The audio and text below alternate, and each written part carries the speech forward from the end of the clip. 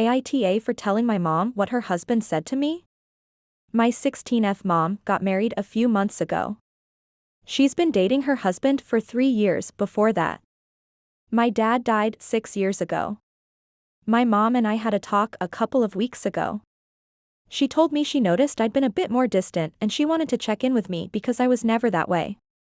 She also mentioned how uncomfortable I look sometimes and how she hates it. She wanted me to tell her anything and said it would mean a lot to her if I could be honest, no matter what. So I was honest with her and admitted that it made me a little sad to see her with her husband. That I'm glad she's happy, and I want that for her. But I can't help feeling sad it's not Dad making her smile and thinking it should be him. I told her it's not a big deal, but it's still an adjustment for me seeing them being all couple vibes.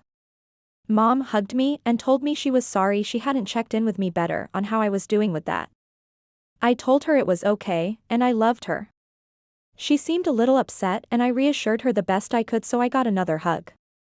A few days later my mom's husband approached me and asked me why I had to say that to Mom and whether I was trying to break them up or make Mom feel like she couldn't be affectionate with him around me. He said on top of everything I made her feel like a bad mom. Then he said I was old enough to know there are things you keep to yourself no matter what. He told me he'd try to step in as a dad, but I clearly hadn't wanted that. So he stepped back.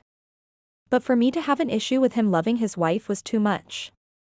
I could see he was pissed. I sort of knew Mom wouldn't have liked that, but she asked me after noticing some tension in the air, so I told her what he said to me. My mom was so mad at him. They got into a fight. And later my mom's parents got involved and both of them and my mom's husband told me I shouldn't have told Mom what he said. That it really looked like I was trying to stir up trouble. So am I the a-hole?